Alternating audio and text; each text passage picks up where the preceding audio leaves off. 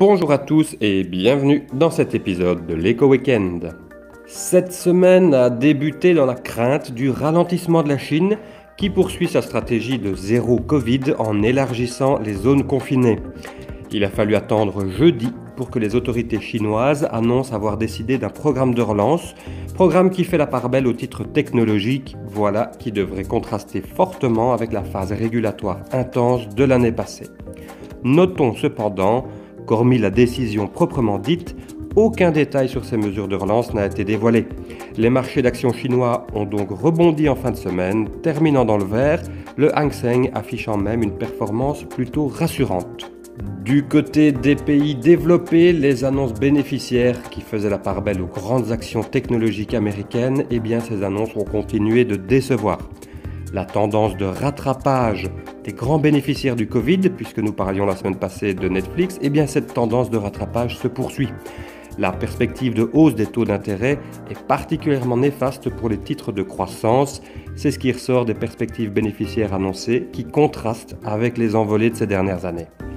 Alors les généralités sont trompeuses, quelques titres se distinguent néanmoins en rassurant sur leurs perspectives et ont même plutôt bien évolué. Dans l'ensemble par contre, après 4 semaines de recul, les indices américains clôturent leur pire mois d'avril depuis 1970, le pire mois boursier depuis mars 2020 pour le Standard & Poor's et depuis octobre 2008 pour le Nasdaq. Alors, une troisième tendance très forte qui était à l'œuvre cette semaine, c'est la rhétorique martiale du président russe, très menaçant avec les pays occidentaux, qui a accompagné l'invasion d'une partie de la Moldavie jeudi.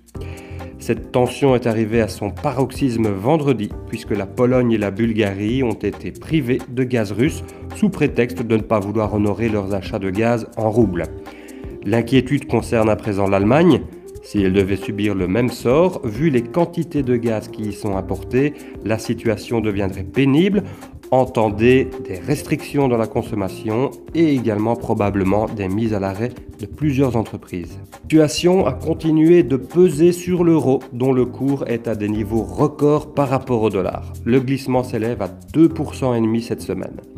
Par rapport au yen, le dollar atteint même un plus haut depuis 20 ans. Comme on le voit dans le tableau des données économiques de la semaine, ceci est lié aux données sur l'inflation japonaise qui reste très faible et à l'annonce de la Banque centrale du Japon de maintenir par conséquent son programme d'achat d'actifs afin de stimuler cette inflation. Les taux d'intérêt japonais se sont donc maintenus. Je termine avec l'inflation européenne. Vous pourriez considérer qu'elle a atteint un plafond au vu de sa très faible évolution depuis le mois passé, mais qu'on ne s'y trompe pas, l'indice sous-jacent, qui exclut les éléments volatiles comme l'énergie et les produits alimentaires, cet indice a bien évolué de 2,9 à 3,5%. Ceci indique que l'inflation se transmet à présent à l'ensemble du circuit économique, dont le secteur des services. On peut donc envisager un relèvement des taux d'intérêt européens plus rapide que nous l'escomptions jusqu'alors, c'est-à-dire aux environs du 3e trimestre. Voici là une 4e source de volatilité cette semaine qui n'était pas vraiment nécessaire. La réunion du comité monétaire de la Fed, qui va décider de l'ampleur de la hausse des taux d'intérêt américains, se tiendra en début de semaine. Cela augure d'une semaine chargée en actualité. Je ne manquerai pas de vous en faire part dans le prochain Eco Weekend. Et d'ici là, je vous souhaite une excellente semaine.